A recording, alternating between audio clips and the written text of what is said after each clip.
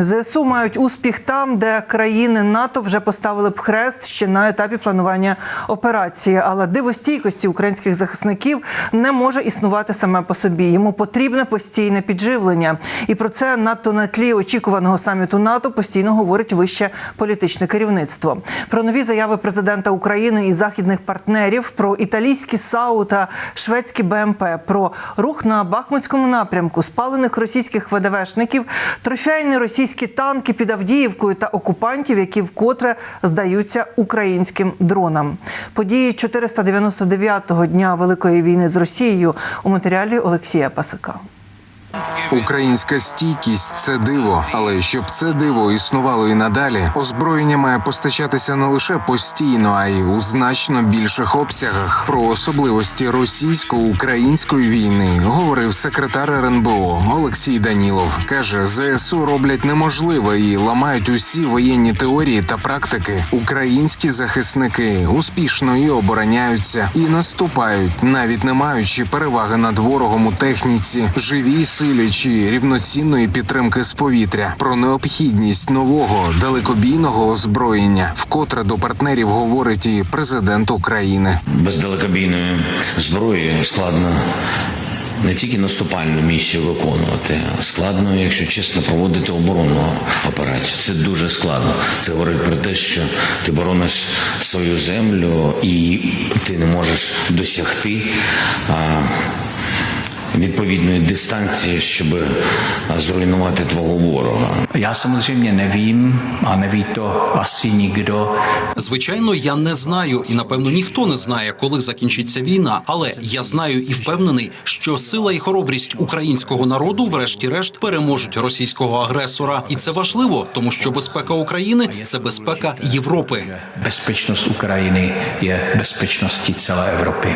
І європейські країни у більшості усвідомлюють необхідність постійного посилення ЗСУ. Чехія оголошує про передачу бойових гвинтокрилів та боєприпасів. Десь на італійських вокзалах готуються до відправки нові партії артилерійських систем стандарту НАТО. А вже в Україні наші захисники опановують керування шведськими БМП. А далі спрацьовує ефект накопичення. Поки бронекулак ЗСУ готується до великого, потужного удару, сили оборони продовжують проривати оборону ворога. І на Бахмутському напрямку окупантам доводиться посунутися ще на 1 кілометр. Сили оборони продовжують там утримувати ініціативу, тиснути на ворога, проводити штурмові дії, просовуватись по північному, південному флангу. Зокрема, за останню добу там пройдено більше кілометра. Бувають невеликі контрактуючі дії, але загалом ініціатива за нами.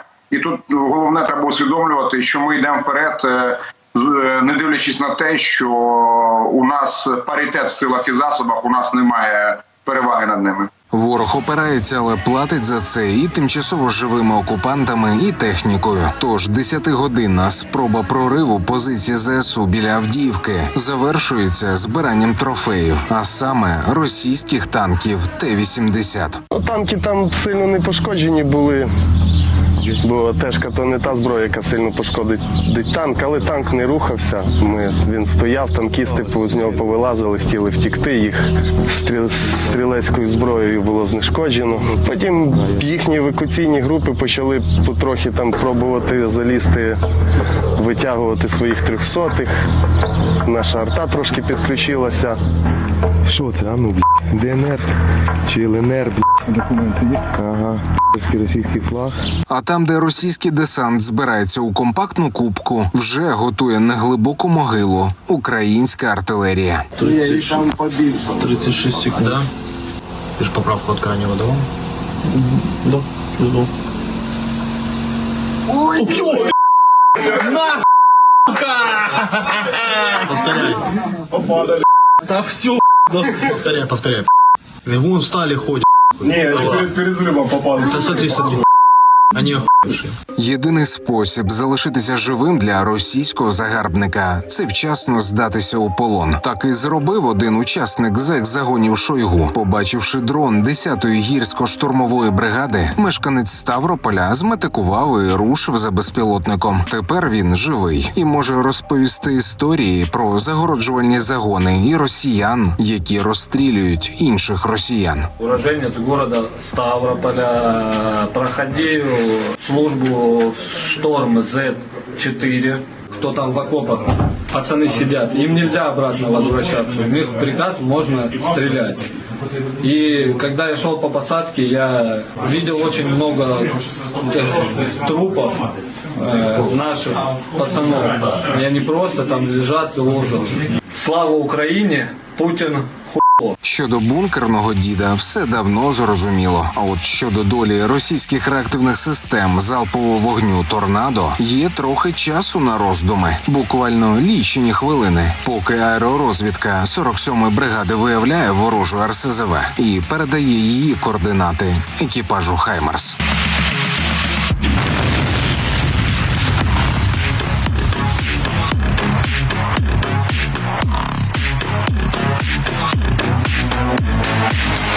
Олексій Пасак, 5 канал.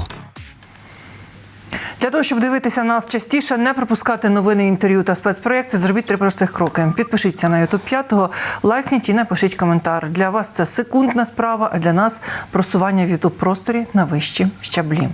Через значні втрати окупанти масово відмовляються воювати. Так, у селищі Розівка Запорізької області близько 20 солдатів РФ не захотіли брати участь у бойових діях і опинилися під вартою. Про це йдеться у вечірньому зведенні Генерального штабу ЗСУ. Водночас ворог продовжує намагатися наступати на Куп'янському, Лиманському, Бахмутському, Авдіївському та Мар'їнському напрямках. Там тривають тяжкі бої. Протягом доби наші оборонці відбили близько 2 десятків ворожих атак. Також успішно попрацювала наша авіація. Окупанти залишилися без 2 розвідувальних безпілотників, 2 зенітно-ракетних комплексів та пункту управління. Наші захисники знищили 6 ворожих складів із боєприпасами на Таврійському напрямку. Про це повідомив речник Об'єднаного прес-центру Сил оборони Таврійського напрямку Валерій Шершень. Каже, ворог і надалі намагається наступати на Авдіївському та Мар'їнському напрямках, а на Мелітопольському та Бердянському обороняється. Шершень додав, що нині одне з головних завдань українських воїнів – це зменшити бойовий потенціал супротивника. Підрозділи ракетних військ та артилерії Сил оборони Таврійського напрямку протягом доби виконали 1247 вогневих завдань.